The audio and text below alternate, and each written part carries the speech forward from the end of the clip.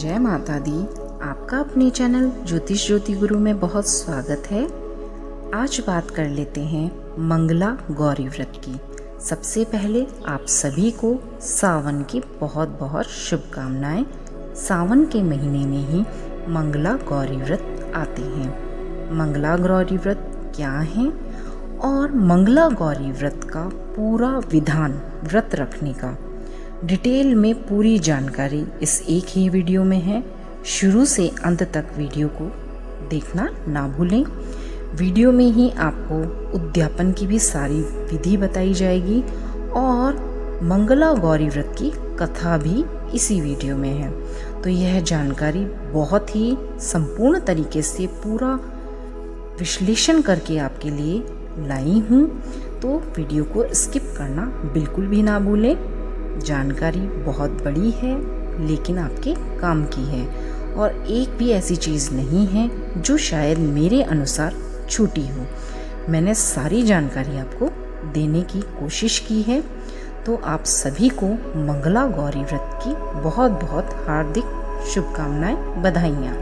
तो चलिए शुरू करते हैं वीडियो। तो सबसे पहले जान लेते हैं कि मंगला गौरी व्रत का पूजन करने का क्या विधान है, किस तरीके से मंगला गौरी व्रत में किन किन चीज़ों को रखा जाता है, किस तरीके से व्रत किए जाते हैं और फिर उनका उद्यापन किस तरह से किया जाता है, और फिर व्रत की पौराणिक कथा के विषय में भी जानकारी प्राप्त करेंगे। तो इस व्रत में मंगला गौरी का जो व्रत सावन के दिनों में रखा जाता है, सावन के मंगलवारों को रखने का विधान है। सावन का जो सोमवार होता है वो भगवान शिव के लिए रखे जाते हैं और सावन के मंगलवार का जो व्रत होता है वो माँ गौरी के लिए रखा जाता है और मंगलवार को आने की वजह से इसे मंगला गौरी व्रत कहते हैं। इस व्रत में प्रातः नहा धोकर पूर्ण रूप से स्वच्छ होया जाता है। जो भी नित्य कर्म करने होते हैं उन सभी को करके नहा धोकर स्वच्छ होकर दांत साफ करके पूरा अच्छी तरह पवित्र होकर अपने तन पर स्वच्छ कपड़े धारण करने चाहिए। उसके बाद अपने मंदिर को साफ करना चाहिए। उसमें लकड़ी की एक चौकी या पाटा रखना चाहिए। कपड़े के ऊपर लाल कपड़ा बिछाएं, सफ़ेद कपड़ा बिछाएं, दोनों कपड़े बिछा सकते हैं। सफ़ेद कपड़े के ऊपर चावल से 9 ग्रह बनाए जाते हैं। मतलब आपका लकड़ी का जो पाटा है उसके आधे भाग में आपको सफ़ेद कपड़ा रखना है और आधे भाग में लाल कपड़ा रखना है। आगे आपको बताऊंगी कि सफ़ेद कपड़ा क्यों रखा जाता है। सफ़ेद कपड़े पर सबसे पहले आपको चावल से 9 ग्रह बनाने हैं और लाल कपड़े पर गेहूं से षोडश मातृकाएं बनानी हैं। चौकी के एक तरफ चावल व फूल रखकर गणेश जी की स्थापना की जाती है, तो इसीलिए सफ़ेद वहाँ पर कपड़ा बिछा होता है।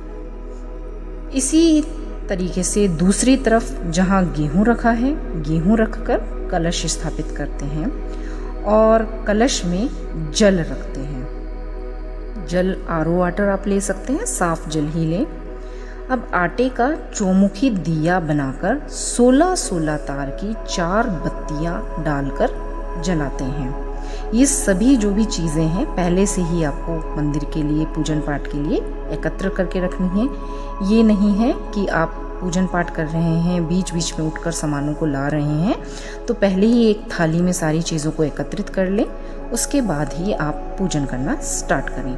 और अगर कोई चीज़ गलती से रह जाती है तो परिवार में किसी सदस्य से मंगवा लें, बीच में ना उठें। और अगर कोई नहीं है तो भगवान से क्षमा प्रार्थना करके उठकर ला सकते हैं, लेकिन जहाँ तक संभव हो सारी सामग्रियों को एक साथ रख कर ही बैठें, बीच बीच में ना उठें। अब इसके बाद सबसे पहले गणेश जी का पूजन करना चाहिए। गणेश जी के पूजन में जल, रोली, मौली, चंदन, सिंदूर, सुपारी, लौंग, पान, चावल, फूल, इलायची, बेलपत्र, फल, मेवा और दक्षिणा। अब अपनी श्रद्धा के अनुसार चढ़ाने चाहिए। इसके बाद कलश का पूजन करना चाहिए। कलश का पूजन गणेश पूजन की तरह ही किया जाना चाहिए।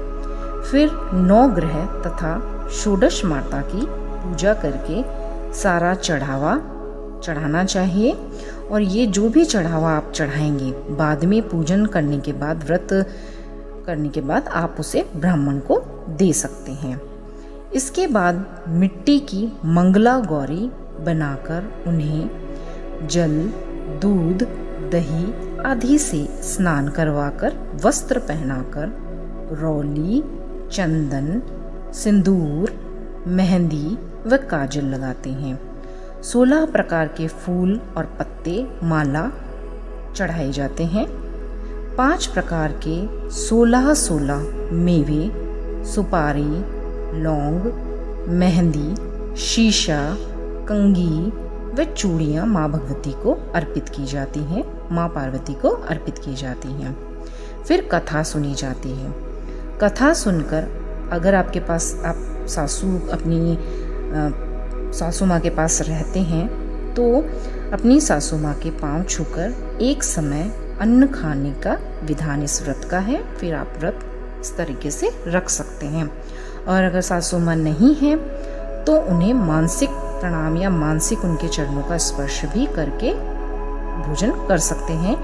या आपके पास अगर सासू माँ जिंदा नहीं है तो कोई बड़ी महिला है, उनके भी पैर छू सकते हैं। तो इस तरीके से आप व्रत में खाना खाकर, इस तरीके का विधान व्रत में बताया गया है। अगले दिन मंगला गौरी का विसर्जन करने के लिए बाद ही भोजन करते हैं। तो इस तरीके से माँ का व्रत किया जाता है, उनका इस तरीके से व्रत को पालन वगैरह किया जाता है।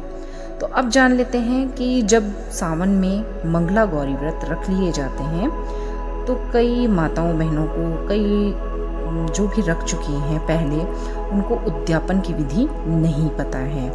तो उद्यापन भी करें। तो सावन के महीने के मंगलवारों का व्रत करने के बाद उसका उद्यापन भी अवश्य ही करना चाहिए, तभी वे व्रत पूर्ण और फलित होते हैं। उद्यापन में खाना वर्जित है। तो इसमें क्या करना चाहिए? सबसे पहले तो मेहंदी लगाकर पूजा करनी चाहिए।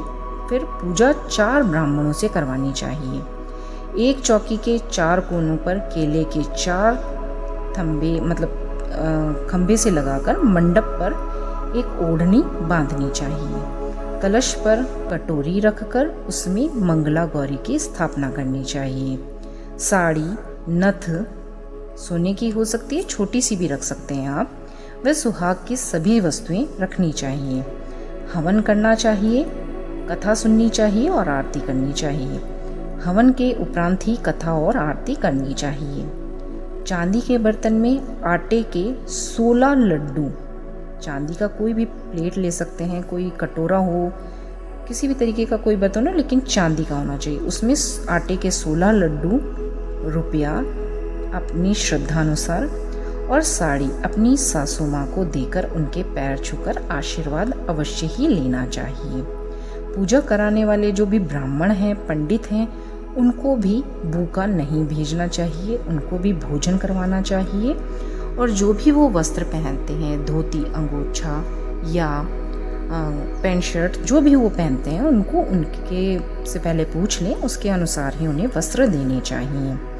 अगले दिन 16 ब्राह्मणों को जोड़े सहित भोजन कराकर धोती, अंगोछा, जो भी वस्त्र हैं और उनकी जो भी ब्राह्मणियाँ जो उनके साथ आती हैं, उनको सुहाग का जो पूरा एक पिटारा जैसा होता है, मतलब कि उसमें सुहाग की सामग्री होती है और साड़ी होती है, ब्लाउज होता है, पेटीकोट होता है और कुछ दक्षिणा होती है। इस तरीके से वो उन्हें देनी चाहिए।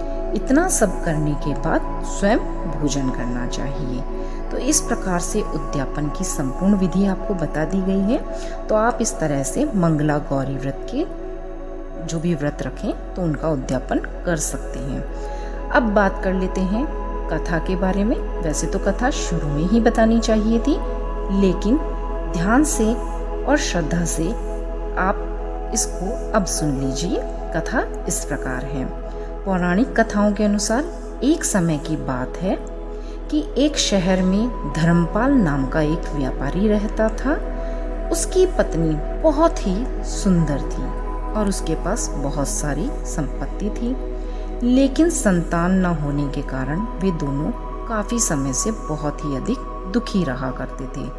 मतलब उनकी शादी हो चुकी थी लेकिन उन्हें संतान की प्राप्ति नहीं हो रही थी, इससे वे बहुत दुखी थे। दिन रात वे भगवान की पूजा पाठ अर्चना वंदन किया करते थे। तो कुछ समय के बाद उन्हें एक पुत्र की प्राप्ति हुई, लेकिन जो वो पुत्र उनके पैदा हुआ तो वह भी अल्पायु था। मतलब उसके ऐसे योग थे कि उसको 16 वर्ष की उम्र में सांप के काटने से उसकी मौत हो जाएगी, इस तरीके का उसका योग था। संयोग से उसकी शादी 16 वर्ष से पहले ही एक युवती से हुई। जिस युवती से उसकी शादी हुई उसकी माता मंगला गौरी व्रत किया करती थी। तो माँ गौरी के इस व्रत के चलते उस महिला को, मतलब उसकी सास थी ना, उसकी जो सास थी, उन्हें यह आशीर्वाद था कि उसकी कन्या को यह आशीर्वाद मिला कि वह कभी भी विधवा नहीं होगी। तो इस तरीके से मतलब उसकी सास ने व्रत रखे थे तो उसकी कन्या को यह आशीर्वाद मिला था कि उसका जो पति होगा वह कभी भी नहीं मरेगा, वह विधवा नहीं होगी, सुहागन रहेगी। कहते हैं कि अपनी माता के इसी व्रत के प्रताप से धर्मपाल की बहू को अखंड सौभाग्य की प्राप्ति हुई और उसके पति की 100 वर्ष की लंबी आयु से प्राप्त हुई, जिसकी आयु 16 वर्ष तक की ही थी। पंडितों ने सबने उसकी कुंडली बनाकर देखी थी, उसमें लिखा हुआ था कि वह अल्पायु है, लेकिन मंगला गौरी व्रत का इतना प्रभाव है, इतना आशीर्वाद है माँ पार्वती का कि उसकी उम्र उसके माँ के व्रतों के प्रताप से ही उसकी बेटी का सुहाग 100 वर्ष की उम्र उसकी हो गई थी। तब से ही माँ मंगला गौरी व्रत रखने की शुरुआत मानी गई।